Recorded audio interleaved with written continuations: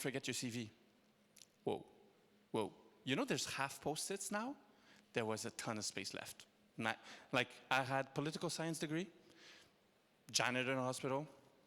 I didn't put my experience in the restaurant business because the beginning and the end were the same month. So I said to myself, he's going to judge me, okay? He's going to think it's not a success, okay?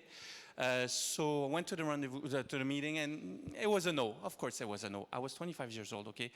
Same haircut, earrings, political science degree, minus 34 bucks in my bank account, and I wanted to have a loan to be the first one to produce vodka. Yeah.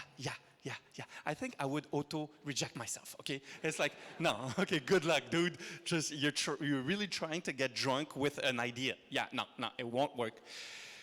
But you know what? Me, I believed in it. So I said to myself, I'm going to go see another bank. And then another bank. And then I said, another bank. So after 10 rejections, I said to myself, I'm going to change my strategy. I'm going to change my strategy. So I worked a bit on my business plan. I worked a bit on my demands. And I said to myself, now they're going to say yes. Now they're going to say yes. In life and in business, there's a huge difference between quitting and knowing when to stop. Huge difference. I knew when to stop looking for a bank after 17 rejections. I said to myself, if I go to 20, you're just desperate. 20 is a desperation number. So yeah, trust me, 20, come on, understand. So after 17, I said to myself, no, it's not a banker who's going to decide if I have a chance to make it in business or not. Too much power for this guy. Like, I just wanted to open a bank account. No banks in the history of the world closed because they opened a bank account to a guy who didn't make it, okay, trust me. So I said to myself, I'm going to auto-finance myself. I kept my student job. I still had my student job, so I'm going to auto-finance myself.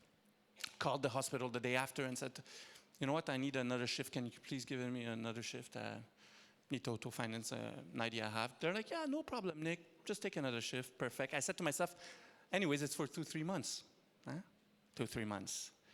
2-3 months later, I wake up, and you know what? A friend of mine calls me, Mary. I actually studied in university with her, and she said, Nick, I have an opportunity for you. I'm like, okay, what is it? She's like, I know you're working on something, a secret project, because I didn't tell everybody that I wanted to do a vodka. I wanted to be the first one. I want to be on a stamp, so I need to be the first one. So I didn't want people to steal my idea. So she's like, I have an opportunity for you. I work for a company called, it's the equivalent of Staples, okay, in Quebec, Staples. And we're looking for downtown Montreal, a part-time rep. I'm sure it will interest you. No, it won't. Like, who is interested by office supplies? Anyways, so I said to myself, not sure, but I'm curious. Huh? So I asked her, what's the salary? Needed money. When she told me the salary, it was like 3 times what I did at a hospital. I'm like, Mary, since I was a little kid, office supply is my passion, okay? I need that job, okay? I was actually born with a stapler in my hand, like a real stapler. I was stapling stuff, okay? No, trust me. So next thing you know, I got hired. Like, no, worst idea of my life, okay? I had so much pressure because we got paid every week. That's the best thing, like, since like the discovery of fire. But anyways, I had to send my numbers, okay, the sales numbers, every week at 4 o'clock on Fridays to do my bonus. Every week at 3 o'clock on Fridays, I was in the living room with my mom and I was selling her stuff. Man, she was my only customer. Like, I sucked. You know when it's not your passion? Like, I don't think I have like the body to sell office supplies. I'm too tall. There's 2 things. It's like, nah, it's not for me. It's not for me. Like, it's not for me.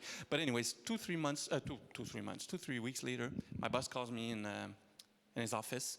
I'm gonna give you a trick, okay, a secret. After 2 or 3 weeks, rarely it's for a good news, okay?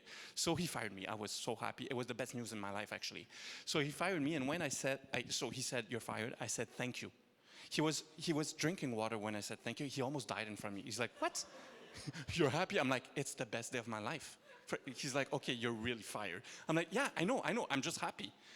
He's like, okay, you're weird also. I'm like, yeah, maybe. Anyways, at night, I went because I kept my student job. Of course, my floors, I needed my floors. It was my security, my plan B. So at night, I looked at my floors, and it was the first time and the only time in my life, I swear, I talked to the floors. And I said to myself, next time I will leave